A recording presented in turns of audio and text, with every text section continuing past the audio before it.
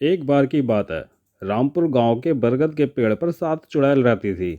उनमें से एक जवान चुड़ैल थी जो शादी होने से पहले ही अचानक मर गई थी। इसलिए उसे फिर से मनुष्य बनने की चाहत थी ताकि वो खुशहाल और विवाहित जिंदगी बिता सके। एक दिन उस चुड़ैल और दूसरी चुड़ैल ने अपने दिल की बात बताई। बहन, मैं एक सुंदर पुरुष से शादी करके विवाहित जीवन बिताना चाहती हूँ। अच्छा, तो तुम शादीशुदा जिंदगी में होने वाली परेशानी को झेल पाओगी? पागल हो गई हो क्या? अपनी खुशहाल जिंदगी को बर्बाद क्यों करना चाहती हो? जब मैं अपनी सास और ननद के द्वारा घरेलू हिंसा को ना सह सकी तो मैंने खुद को फांसी लगा ली। मुझे लगता है तुम्हें ये सब पता नहीं है। मैं ऐसा घर चुनूंगी जहाँ ना सास होगी और ना ही ननद, वो अकेला ही होगा। अगले दिन जवान चुड़ैल सुंदर औरत का रूप बनाकर सुनसान सड़क किनारे एक पेड़ के नीचे बैठकर जोर जोर से रोने लगती है। कुछ देर बाद एक पुरुष उस रास्ते से जाते हुए दिखाई देता है। उसको देखकर वो चुड़ैल बहुत खुश होती है, फिर और जोर से रोने लग जाती है। उसकी आवाज़ सुनकर वो पुरुष चुड़ैल के पास आता है और कहता है, सुनो, तुम कौन हो और इतने अंधेरे में क्या कर रही हो? चुड़ैल रोते रोते बोली, मैं पास के गांव से हूँ। मैं अनाथ हूँ। मेरे माता पिता नहीं रहे। मेरा ख्याल रखने वाला कोई नहीं है, इसलिए मैं ऐसे ही घूमती हूँ। फिर तो तुम किसी अच्छे लड़के को देखकर उससे शादी क्यों नहीं कर लेती? मैं बहुत गरीब हूँ। मैं दहेज नहीं दे सकती। बिना दहेज के मुझसे शादी कौन करेगा? अगर तुम चाहो तो मैं तुमसे शादी कर सकता हूँ।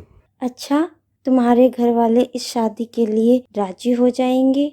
मेरा कोई नहीं है, मैं अकेला हूँ। मेरा बस एक बड़ा सा घर है।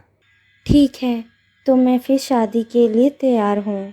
ऐसा कहकर चुड़ैल उठकर खड़ी हो गई। अगले दिन दोनों ने शादी कर ली और फिर दोनों ने अपनी शादीशुदा जीवन की शुरुआत की। आधी रात जब उसका पति गहरी नींद में सो रहा था, चुड़ैल घर के बाहर निकली और उस बरगद के पेड़ के पास चली गई। कौन है ये? इसे पकड़ो। इसे तो आज हम मिलकर खाएंगे। अरे, ये तुम हो? हम तुम्हें पहचान नहीं सके। क्या तुम्हारी इच्छा पूरी हो गई? हाँ बहन, मुझे बहुत ही सुंदर पुरुष मिल गया है। उसकी कोई माँ बहन नहीं है।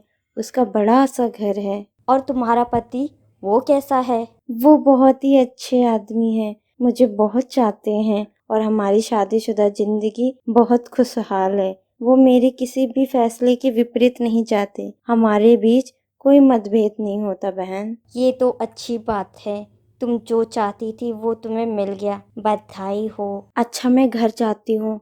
अगर वो उठ गए तो बुरा मान सकते हैं। अच्छा, लेकिन हमें शादी की खुशी की दावत कब दे रही हो? चुड़ैल ने कुछ देर सोचा, फिर कहा, ठीक है, चलो कल दावत पर मिलते हैं। कल रात तुम औरतों के रूप में तुम सब मेरे घर आना। तुम सब मेरे दोस्त हो, यह मैं अपने पति से कहूँगी।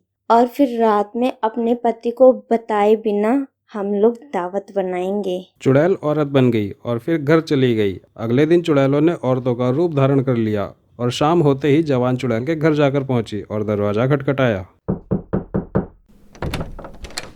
अरे, तुम सब मेरे घर कैसे आना हुआ? दरवाजे पर कौन है? इनसे मिलिए। ये सब मेरी सहेलियां हैं। आज अचानक मुझसे मिलने आ गई। सभी चुड़ैल अंदर आती हैं, चाय पानी पीती हैं और चुड़ैल के पति से बात करने लग जाती हैं। तब जवान चुड़ैल अपने पति से कहती है, सुनिए जी, आज आप नीचे सो जाइए। आज मैं और मेरी सहेलियां छत पर सोएंगी। कोई बात नहीं, तुम अपनी सहेलियों के साथ समय बिताओ, मैं नीचे सो जाता हूँ। सभी चुड़ैल छत पर चली जाती हैं। देर रात यह सुनिश्चित कर कि उसका पति गहरी नींद में सो गया है, सभी चुड़ैल दावत करना शुरू कर देती हैं। इस मनुष्य के रूप में रहने से तो बड़ी बेचैनी होती है। सभी चुड़ैल अपने असल रूप में वापस आ जाती हैं। दावत के लिए सारा इंतजाम हो चुका था। फिर वो सारी चुड़ैल बाल खोल कर जोर जोर से ताली बजाकर चिल्लाते हुए खुशी से नाचने लग जाती हैं। अगर तुम्हारे पति ने हमारा शोर सुन लिया तो हम कहीं के नहीं रहेंगे। नीचे जाओ और देख कर आओ वो सो रहा है या नहीं। चुड़ैल नीचे गई। उसने जैसे ही देखा, उसकी जोर से चीख निकल पड़ी। बहुत मस्ती करो, खाना तो खाओ, आज हमारा दिन है। जवान चुड़ैल को समझ आ गया था कि उसने एक भूत से शादी कर ली है। चुड़ैल बहुत ही गुस्सा हो गई। उस चुड़ैल ने सारी चुड़ैलों को इकट्ठा किया और अचानक उन भूतों के ऊपर टूट पड़ी। उन दोनों ने बहुत झगड़ा किया।